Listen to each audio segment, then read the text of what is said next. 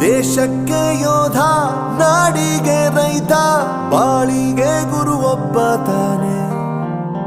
ಅಕ್ಷರ ಕಲಿಸೋ, ಅಜ್ಞಾನ ಅಳಿಸೋ, ಅವನೂನು ಅನ್ನದಾತಾನೆ. ತಪ್ಪು ಸರಿಯ ತಿದ್ದಿ ತಿಳಿ ಹೇಳಿ ಸಮಬುದ್ಧಿ ನಮ್ಮ ಚಿತ್ತ ಶುದ್ಧಿಯಾಗೋ ಹಾದಿ. ಎಷ್ಟೇ ದೂರ ಹೋದ್ರೂ ಮರಿಬೇಡ ನಿನ್ನ ಬೇರು, ನಿನ್ನ ಸಾಧನೆಗೆಲ್ಲ ಇದುವೇ ಆದಿ.